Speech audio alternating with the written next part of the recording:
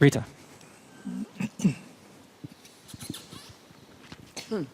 I have problems with understanding. It means to see ourselves emotionally as God sees us. So how does God see us? Can you say 10 different... The problem with me telling you about how God sees you is you will still absorb it as an intellectual argument rather than actually feeling it. Okay. Right? To actually make this transition, we've got to start feeling how God sees us. And when we start feeling how God sees us, we don't ask questions about it of other people because we can now feel it. Yeah. Do you understand? But there's also something like God sees us warts and all. Yes. So how does God view your error? How does God view my error? Yeah. So he sees error within all of us. How does he view this error? How do you think he views the error? As something I can be repentant about it. No, let's look at how he sees it. I'll just swap this around.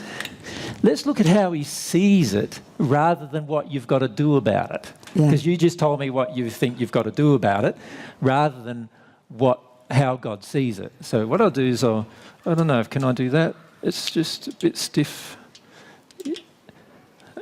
I'll have to undo that to do that. It's easier to do this. It's a good question, Rita. Right? But let's look at the answer to it. How does God see us? So how does God I want to see your error?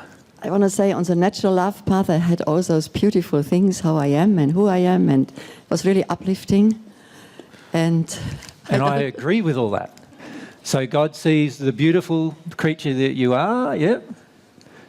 But when you get angry with others, does God think it's beautiful? No. Okay, so you see, well, on the natural love path, I completely overlooked it. I didn't even notice it was there. You see what the natural love path does? Because it's our definition of ourselves that we're seeking on the natural love path, what we do is we only look at the good things, generally. We look at the bad things for other people, but for ourselves we only look at the good things.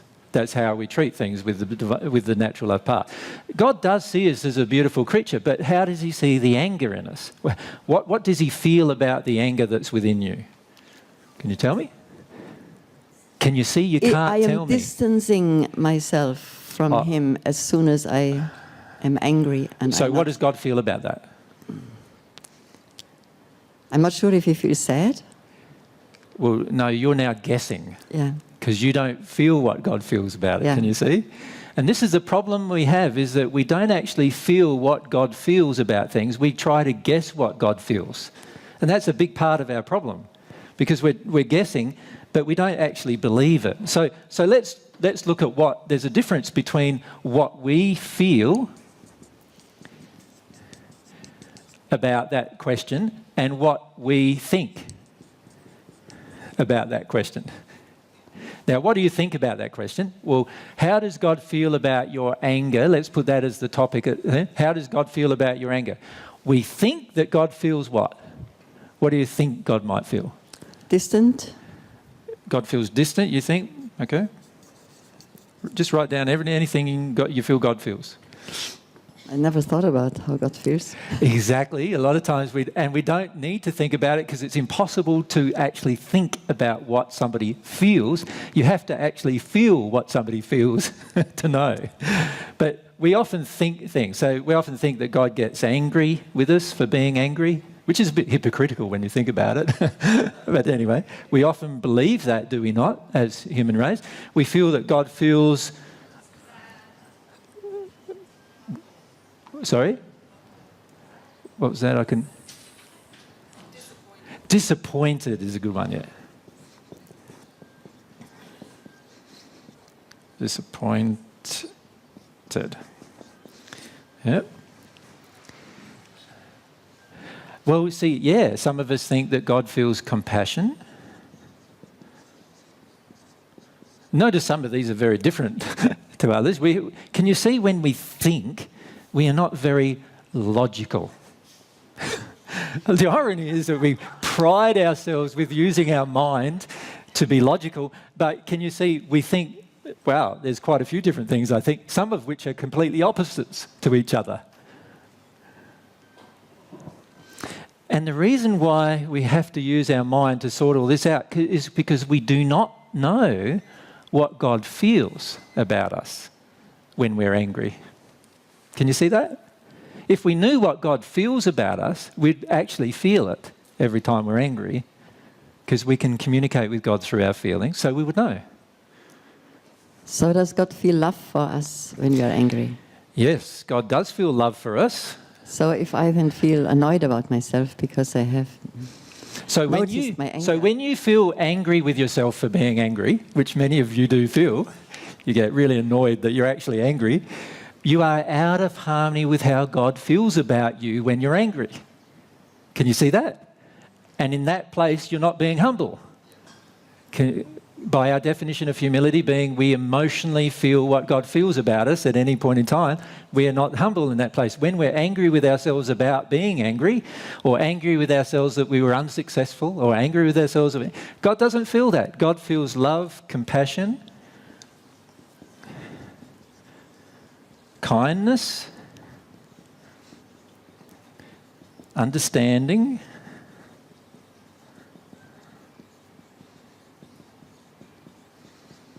These are the emotions God has when you're angry, which is the opposite of what we often think God has. Gary? Does God feel a withdrawal of love from us when we're angry? No, that's what we think here. So we write that in what we think, withdraw love,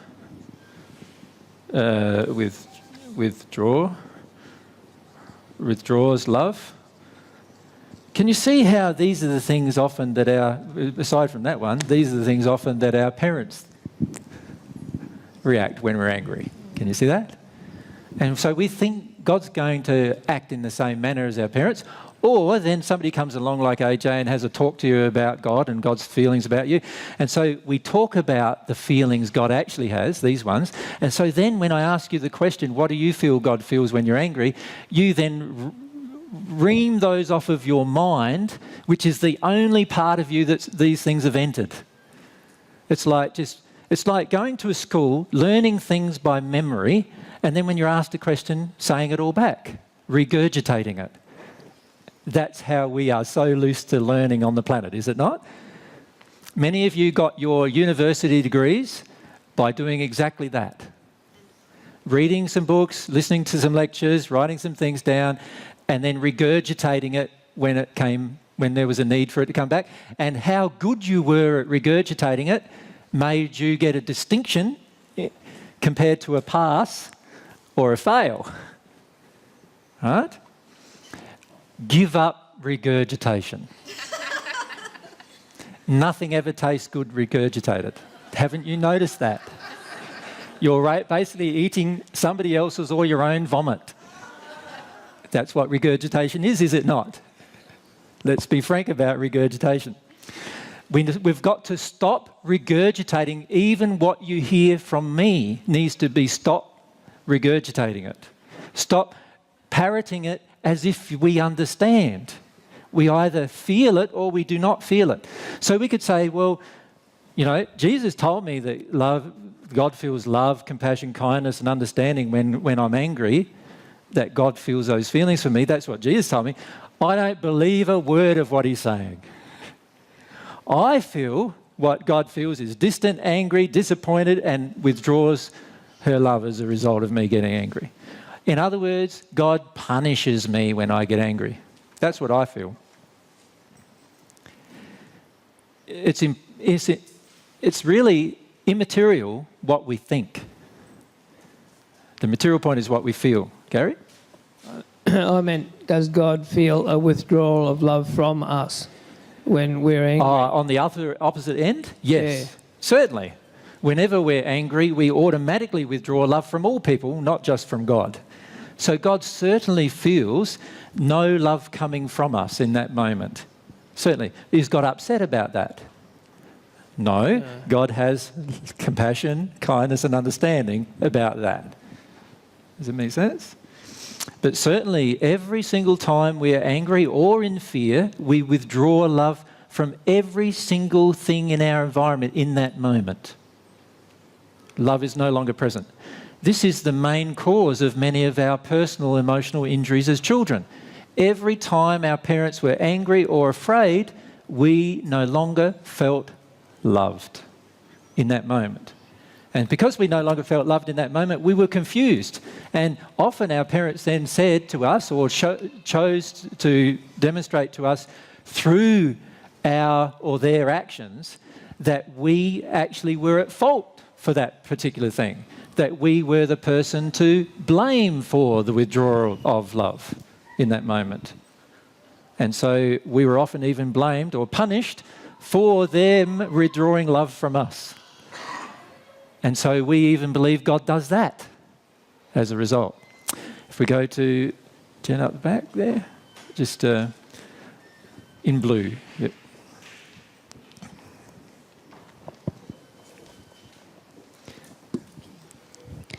So when I'm angry, I still need to feel and experience that anger so that I can get down to the next part of it. Certainly.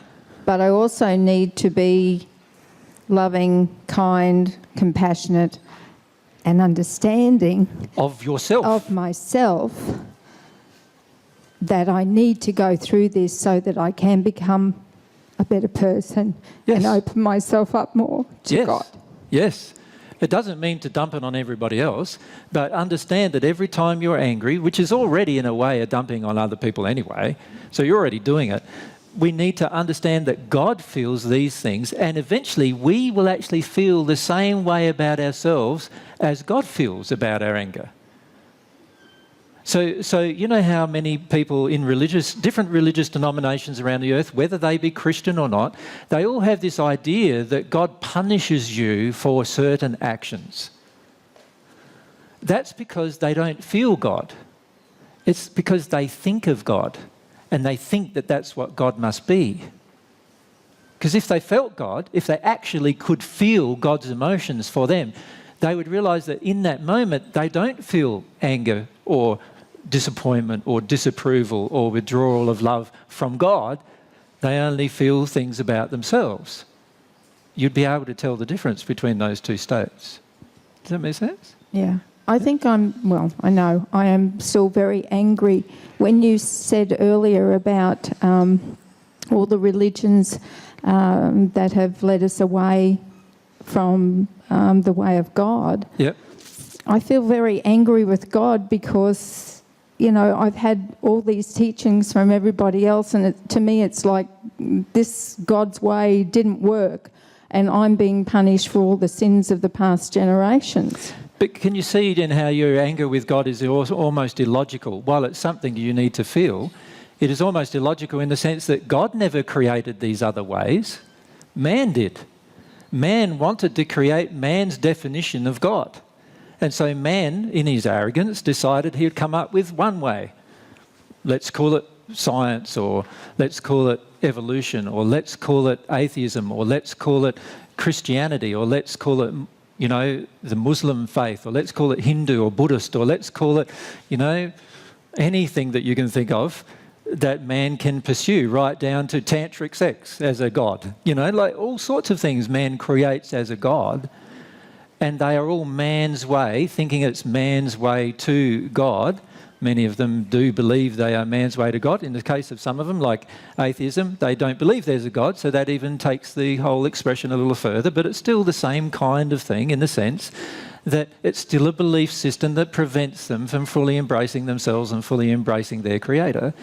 And what we finish up doing with that definition is we create one, and then because we became, when I say we, the people who were the leaders of those defining moments decided in their own arrogance that their way was the best way. And in that place, what they decided to do was set up a whole following of that particular way. And this is where Literally thousands and thousands of religions got created by having a following after a person who created a way that he believed was the right way. And of course, he had a whole condition emotionally that caused him to believe that was the right way, which then attracted other people who had the same emotional conditions to believe him. And that's how error, in terms of truth and error, divine truth and error, arrived on the planet. It wasn't God's creation, but rather man's desire to create for himself. So I'm really angry at the people who went before and changed everything. Yes. I'm not really angry at God. Well, you're unwilling to be angry at the people and you'd like to blame God for their actions. Because he's my father figure? Because my father caused some No, because No? you don't want to feel the grief of being told lies most of your life. Do you see? The only reason why we get angry with God is because we don't want to feel the grief of being told lies about God and about other things and about our life, all of our life up to the point that we learn the truth. And God doesn't deserve the rage of that. Who deserves the rage of that is the people who created the untruth. You know, and who deserves, well, like we have grief as a result of that untruth, and we need to be humble enough to experience that grief. Yeah? That's the creation.